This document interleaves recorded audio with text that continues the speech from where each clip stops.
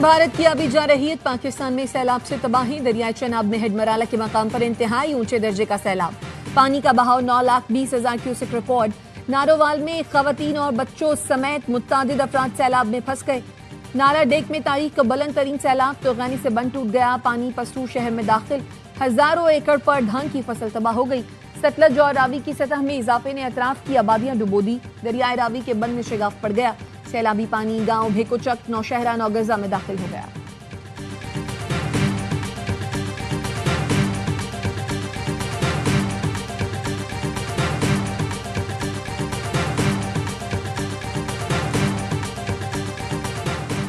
पंजाब के दरियाओं में सैलाबी सूरत हाल। 7 अजला में फौज तलब कर ली गई। तर्जुमान महकमा दाखिला पंजाब का कहना है फौज लाहौर, खुसूर, सियालकोट, फैसलाबाद, नारोवाल, औकाड़ा और सरगोदा में तलब की गई है। जिले इंतजामिया रेस्क्यू 1122, सिविल डिफेंस और पुलिस पहले से मुतहर्रिक है। सैलाब ज़दा इलाकों में आर्मी एविएशन समेत दीगर वसाइल भी फराहम किए जाएंगे।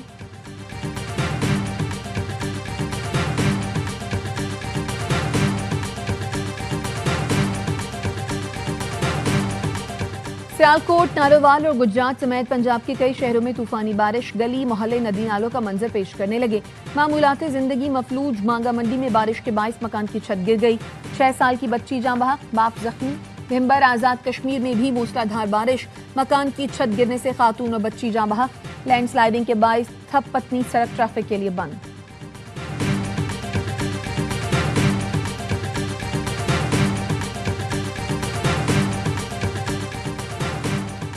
वज़ीर-ए-आज़म शहबाज शरीफ की पंजाब के सैलाब ज़दा अजला में रेस्क्यू ऑपरेशन तेज करने की हिदायत। विफाक़ी वज़रा अपने हलकों में जाएं, दादी कामों की निगरानी करें।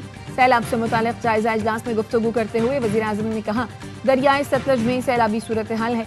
मुतासरीन के इनखला के फौरी इक़दाम किए जाएं। मुतासरीन को खुराक, दवाएं और खैमे फौरी फराहम किए जाएं।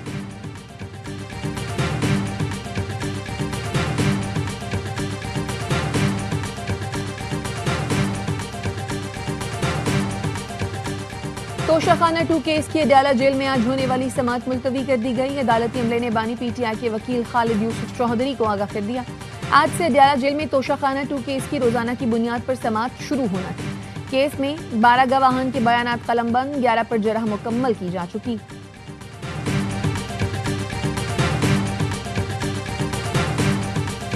पाकिस्तान में बादल फटने, दरियाओं में तुगयानी से माली और जानी नुकसान। खैबर पख्तूनख्वा में देहात सफाई हस्ती से मिट गए। पाकिस्तान मौसमियाती तब्दीलियों के चैलेंज से तनहा नहीं निमट सकता। मगरबी मुल्कों को पाकिस्तान की मदद करना होगी। वज़ीर-ए-आज़म शहबाज शरीफ ने कहा 2022 के सैलाब में 30 अरब का नुकसान हुआ था। हुकूमत की इलेक्ट्रिक व्हीकल पॉलिसी से मौसमियाती तब्दीली के असरात पर काबू पाने में मदद मिलेगी। न्यू एनर्जी व्हीकल्स पॉलिसी की इफ्तिताही तकरीब में वज़ीर-ए-आज़म ने तालीमी मैदान में अहम कारकर्दगी दिखाने वाले तलबा में इलेक्ट्रिक बाइक तकसीम की।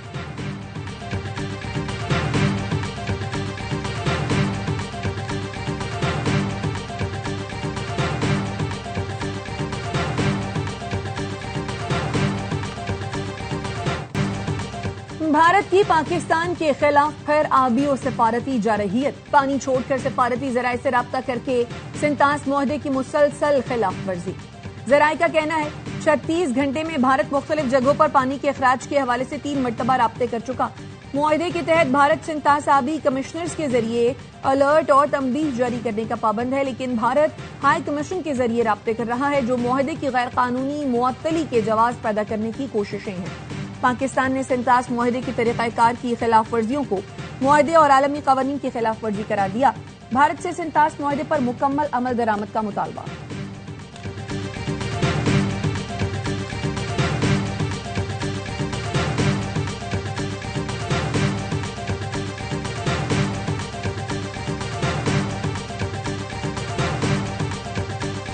दो से ढाई दिनों के अंदर चनाब, सतलज और रिवर रावी तीनों के अंदर मीडियम से हाई लेवल फ्लड का दिशा है, क्योंकि ऊपर इंडियन इलीगली ऑक्युपाइड जम्मू के शुमार में भी काफी बारिशें हुई हैं। आने वाले 2 से 3 दिनों में हम देख रहे हैं सियालकोट, नारोवाल, कसूर और इससे मुल्का इलाकों में थोड़ी सी ज्यादा बारिशें होंगी। पाकिस्तान मानसून के 8वें स्पेल से गुजर रहा है। 2 रोज में मुख्तलिफ इलाकों में ज्यादा बारिशें हो सकती हैं। जिला कसूर से लेकर इस्लामाबाद, इस्लाम हेडवर्क्स तक इलाके तुगयानी की जद में है। आजाद कश्मीर और खैबर पख्तूनख्वा के इलाकों में भी मजीद बारिशों का इम्कान है।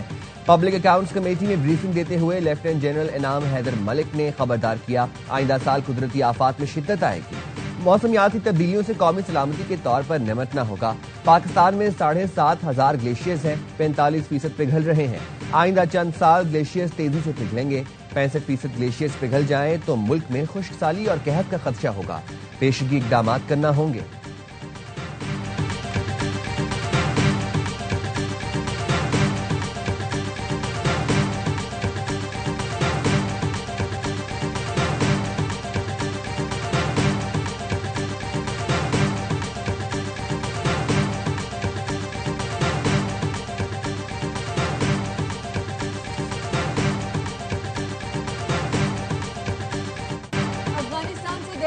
करने वाले फितनतुल ख़वारिज की 47 दहशतगर्द जहन्नुम वासिल।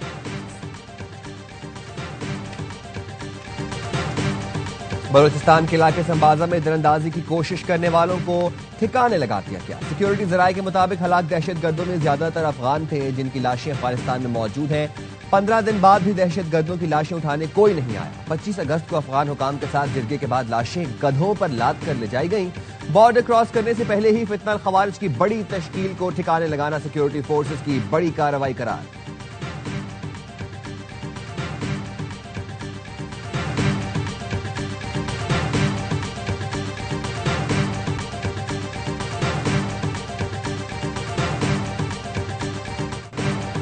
दीरबाला के मुख्तलिफ इलाकों में 3 दिन से जारी ऑपरेशन में मकामी कमांडर साजिदुल्लाह समेत 9 दहशतगर्द हलाक, 5 की लाशें मिल गईं। ऑपरेशन के दौरान 2 शहरी शहीद जबकि पुलिस और सीटीडी के 10 एहलकार जख्मी हुए। डीपीओ अपर दीर कहते हैं इलाका जंगलात में घिरा हुआ है, ऑपरेशन जल्द मुकम्मल कर लिया जाएगा। वज़ीर आज़म और वफाकी वज़ीर दाखिला की लोअर दीर में कामयाब ऑपरेशन पर सीटीडी को शाबाश। 2 शहरियों की शहादत पर इजहार अफसोस। शहबाज शरीफ ने कहा मुझ समेत पूरी कौम को अपने बहादुर एहलकारों अफसरान पर फख्र है। मोहसिन नकवी ने कहा कौम अपनी दलेर फोर्सेस के शाना बशाना खड़ी है।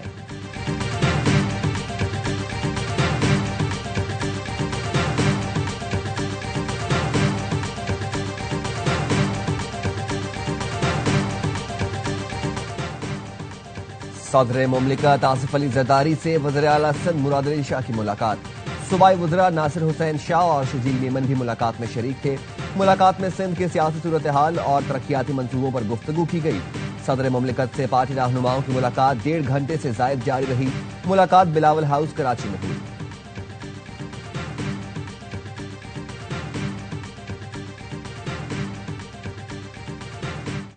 हमारी तवज्जो मसाइल के हल की तरफ है। चंद पॉलिसी इख्तलाफात के बावजूद पीपल्स पार्टी विफाक के साथ है। Chairman Peoples Party Bilawal Bhutto Zardari का नोडेरो पीपल्स स्पोर्ट्स स्टेडियम में खिताब। कहा सिंध में 20 लाख घरों पर मुश्तमिल स्कीम बड़ी मुश्किल से शुरू की थी, जिसमें कामयाबी मिली है और आवाम इससे खुश है। बिलावल भुट्टो की जिला कंबर शहदात कोट की तहसील मीरो खान आमद। सैलाब मुतासरीन में घरों की असनाद तकसीम की। कहा तारीख में पहली बार सूबाई हुकूमत ने सैलाब मुतासरीन को 21 लाख घर बनाकर दिए।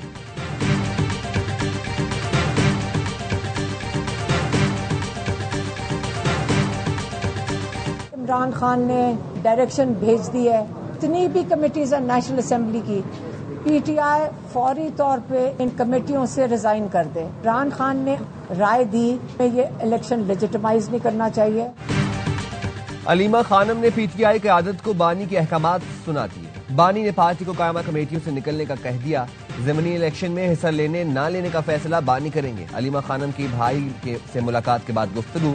कहा बहनों की 4 माह बाद बानी से मुलाकात कराई गई। बानी ने मेरे बच्चों का पूछा कि क्या उन्हें भी जेल में डाल दिया गया। उनकी सेहत बहुत अच्छी थी, आंख पर थोड़ा प्रेशर महसूस हो रहा था। अदालत में दरखास्त देंगे कि डॉक्टर बानी की आंख का मुआयना करें।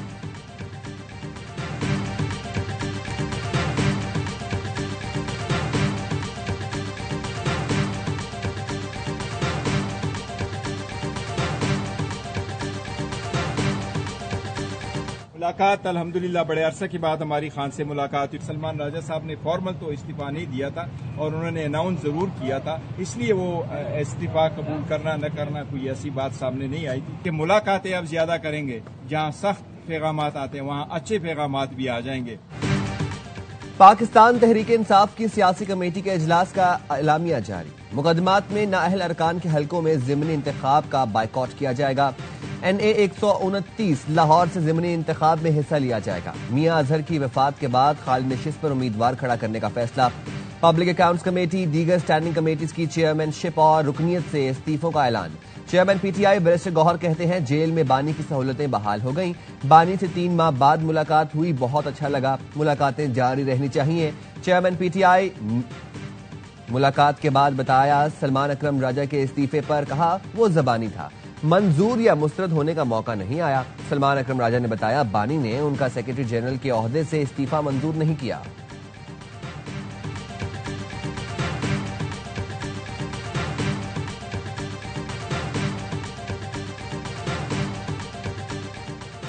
बानी PTI की अरकान को हिदायत के बाद कायमा कमेटियों से पहला इस्तीफा। फैसल अमीन खान गंडापुर ने कौमी असेंबली की तमाम कायमा कमेटियों से इस्तीफा दे दिया।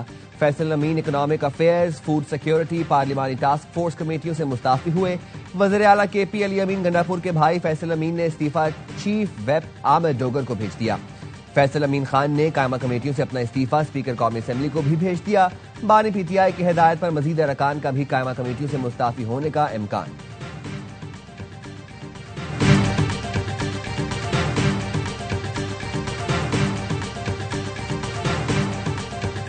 Baba and Rizwan because they're incredibly good players, but obviously Mike and Salman Ali Agha have tried to get a vision. और बाबर और रिजवान T20 प्लान में फिट नहीं होते। दोनों अच्छे प्लेयर हैं लेकिन क्रिकेट अब तब्दील हो गई है। हसन और सलमान आगा अपने प्लान के मुताबिक क्रिकेट खेलना चाहते हैं। साबिक कोच मिकी आर्थर की स्पोर्ट्स रूम में गुफ्तगू। साबिक कोच ने कहा हमारे दौर में टीम नंबर 1 बनी, मैंने और सरफराज ने टीम बनाने में प्लानिंग की थी।